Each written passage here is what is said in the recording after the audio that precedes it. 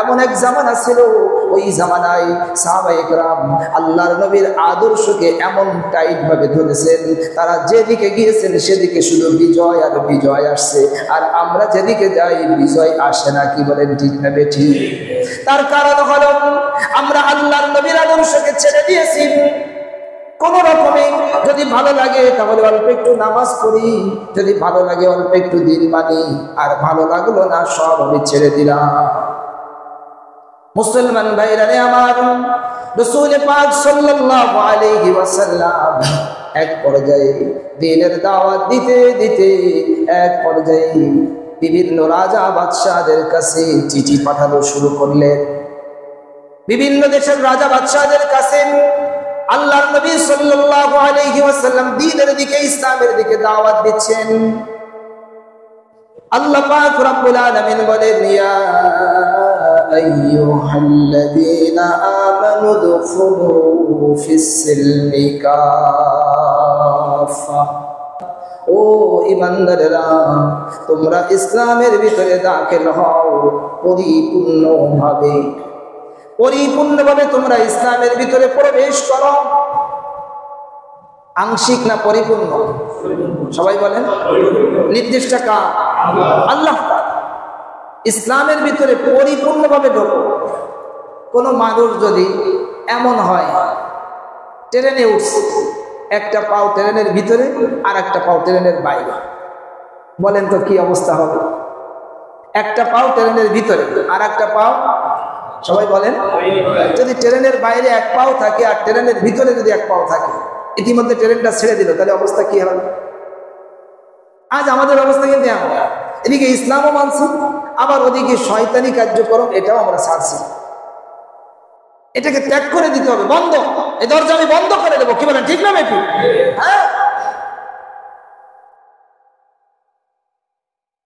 আল্লাহ পাক রব্বুল আলামিন বলেন, ওয়ালা তাত্তাবিউ খুতুওয়াতিশ শাইতান, খবরদার খবরদার তোমরা শয়তানের কদমকে অনুসরণ করবা না।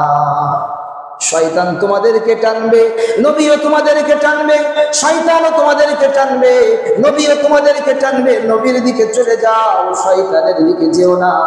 তার কারণ ইন্নাহু লাকুম আদুউম মুবিন, শয়তান হলো তোমাদের সুস্পষ্ট দুশমন। ও তোমাদেরকে জাহান্নামে ফেলবে, ও তোমাদেরকে আযাবের ভিতরে ফেলবে, ও তোমাদেরকে দুনিয়াতে হেনস্থা করবে, তোমাদেরকে অপমানিত করবে, কবরে তোমাদেরকে আযাবের ভিতরে ফেলবে। এই টার্গেট নিয়ে আসছে, এই টার্গেট নিয়ে চলছে, এই টার্গেট নিয়ে কাজ করছে, ওর সারাক্ষণ এই কাজ চলবে। আর নবী নিজে আদর্শ নিয়ে আসছেন, নবী আসছেন তোমাদেরকে জান্নাতে নেওয়ার জন্য। জোরে বলেন সুবহানাল্লাহ। নবী আসছেন তোমাদেরকে জান্নাতে নেওয়ার জন্য। নবীর হাতে তোমরা হাত দাও, নবীর আদর্শকে তোমরা গ্রহণ করো। তোমরা যদি নবীর আদর্শকে গ্রহণ করো, তাহলে আমি আল্লাহ তোমাদেরকে জান্নাত দিয়ে দিব। রাসূল পাক সাল্লাল্লাহু আলাইহি ওয়াসাল্লাম একটা ভাষণ দিলেন। ও আমার সাহাবীরা শোনো, যেমনি ভাবে বনি ইসরাইল ঈসা আলাইহিস সালাতু ওয়াস সালামের বিরোধিতা করেছিল, মুসা আলাইহিস সালাতু ওয়াস সালামের বিরোধিতা করেছিল, তোমরা আমার বিরোধিতা করবে না। আমি যেটা বলবো তোমরা সেটাই করবা। 6 জন সাহাবীকে আল্লাহর নবী সাল্লাল্লাহু আলাইহি ওয়াসাল্লাম বাছাই করলেন। বিভিন্ন রাজা বাদশাহদের কাছে যাবে, এটা কোনো সহজ ব্যাপার নয়, কঠিন ব্যাপার। এই সাহাবীদের মধ্যে একজন সাহাবী, তার নাম হলো আব্দুল্লাহ ইবনে হুযাফা সাহাবী রাদিয়াল্লাহু তাআলা আনহু। আল্লাহর নবীর সাহাবীরা বললেন, ওগো আল্লাহর নবী, আপনি আমাদেরকে যে নির্দেশ দিবেন আমরা তাই পালন করব, অক্ষরে অক্ষরে। জোরে বলেন সুবহানাল্লাহ। আজ এখনো এই মুসলমান জাতি, এখনো এই জাতি যদি উলামায়ে কেরামের কথাকে যদি মেনে মেনে চলতে থাকে, তাহলে দুনিয়াতে সবার আগে তারা সম্মান লাভ করবে। আমরা শুনতেছি অনেক কথা, কিন্তু মানতেছি না। কি কথা বলেন? শুনতেছি আমরা অনেক কথা, আপনাদেরকে এক একটা বক্তব্য দেওয়ার আগে আমরা অনেক পড়াশোনা করে, অনেক কিতাবাদি ঘেটে তারপরে আপনাদের সামনে একটা আলোচনা পেশ করি। এমনি না যা এসে বসলাম, এটা দুটো কথা বলে দিলাম, চলে গেলাম, না, এরকম সহজ জিনিস নয়। মুসলমান যদি এটাকে টাইট ভাবে ধরে, মুসলমানের বিজয় ঠেকায় কে?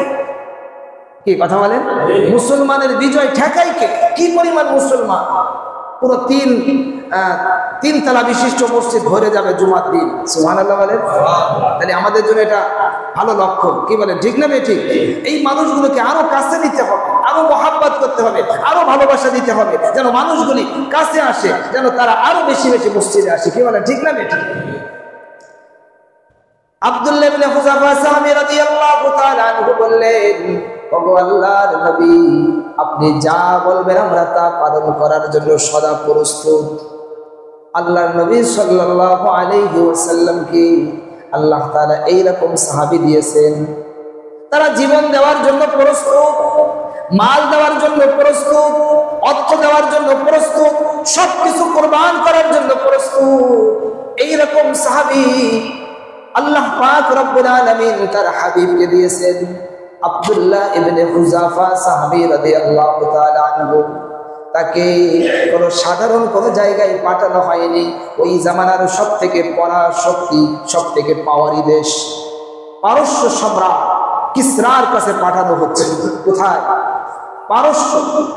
সেই সময়ের পৃথিবীর পরাশক্তি, বর্তমান যেমন আমেরিকা।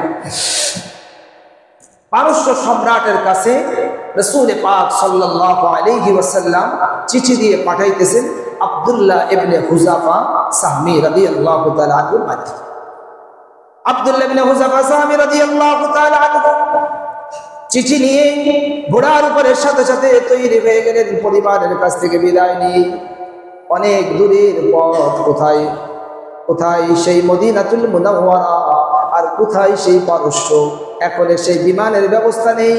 এখনের যুগে যেমন বিমানের ব্যবস্থা, তৎকালীন যুগে বিমানের কোনো ব্যবস্থা ছিল না, ট্রেনের কোনো ব্যবস্থা ছিল না, বাসের কোনো ব্যবস্থা ছিল না, প্রাইভেট গাড়ির কোনো ব্যবস্থা ছিল না। ঘোড়া আর উট এগুলোর উপরেই তাদেরকে সাওয়ার হতে হতো। ঘোড়ার উপরে সাওয়ার হয়ে রওনা দিয়েছেন, দিনের পরে দিন চলছেন আল্লাহর নবীর চিঠি পৌঁছানোর জন্য। যারা বলেন সুবহানাল্লাহ।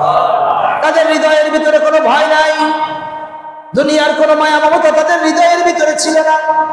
তাদের হৃদয়ের ভিতরে ছিল আল্লাহর নবী, আল্লাহর নবীকে আমাকে খুশি করতে হবে। দো জাহানের সরদার, কয় জাহানের সরদার, দুনিয়া এবং আখিরাতের সরদার। এটা মানুষ বুঝতে পারবে কিয়ামতের ময়দানে, এবং কবরে গেলেও মানুষ টের পাবে। কবরে গেলে একটা প্রশ্ন থাকবে বিশ্বনবী সাল্লাল্লাহু আলাইহি ওয়াসাল্লামের ব্যাপারে। কবরে গেলে মানুষ টের পাবে, আর কিয়ামতের ময়দানে তো সবাই টের পাবে, দেখবে, একদম ওপেন দেখবে কিয়ামতের ময়দানে আল্লাহর নবী সাল্লাল্লাহু আলাইহি ওয়াসাল্লামের মান, মর্যাদা, শান, শ্রেষ্ঠত্ব সেদিন মানুষ কিয়ামতের ময়দানে দেখবে। জোরে বলেন সুবহানাল্লাহ। মুসলমান ভাইরা রে আমার, আল্লাহর নবীর সাহাবী তৈরি হয়ে চলে গেলেন। তখনকার যুগের পরাশক্তি পারস্য সম্রাট কিসরার রাজ দরবারে চলে গেলেন। তাদের কাছে গিয়ে আলোচনা করলেন, আমি একটা চিঠি নিয়ে আসছি, পৌঁছতে চাই। বললেন যে ঠিক আছে, আগামীকাল যখন রাজ দরবার শুরু হবে তখন তুমি এসো। আগামীকাল যখন রাজ দরবার শুরু হলো, আল্লাহর নবীর সাহাবী তিনি রাজ দরবারে তাকে ডেকে পাঠানো হলো। রাজ দরবারে তিনি যখন গেলেন, যাওয়ার পরে তার হৃদয়ের ভিতরে কোনো ভয় নাই, মুখের ভিতরে, চেহারার ভিতরে ইসলামের সৌন্দর্য, তার হৃদয়ের ভিতরে ঈমানের শক্তি, ঈমানি পাওয়ার। একজন মুসলমান তার হৃদয়ের ভিতরে ঈমানি পাওয়ার, কি বলেন ঠিক না বেঠিক? ঈমানি পাওয়ার নিয়ে আর ইসলামের সৌন্দর্য নিয়ে তিনি যখন গেলেন, কিসরার সম্রাট ইশারা করলেন একজন রাজ কর্মচারীকে চিঠিটা দিয়ে আসার জন্য। আমার প্রাণ প্রিয় মুসলমান ভাইয়েরা, সবাই খেয়াল করেন, খুব ভালো করে খেয়াল করেন। রাজ দরবারের একজন কর্মচারী চিঠিটা নেওয়ার জন্য আসছে। আল্লাহর নবীর সাহাবী বললেন, না না, তোমাকে দেওয়া যাবে না। বিশ্ব নবী সরকার দো আলম সাল্লাল্লাহু আলাইহি ওয়াসাল্লাম বলেছেন, কিসরার যে রাজা তার কাছেই আমাকে দিতে হবে, আমাকে দেওয়ার জন্য আল্লাহর নবী নির্দেশ দিয়েছেন। রাজার কাছে আমি সরাসরি দেব, তোমার মাধ্যমে আমি দিব না। সুবহানাল্লাহ বলে। আদর্শ কাকে বলে, মানা কাকে বলে?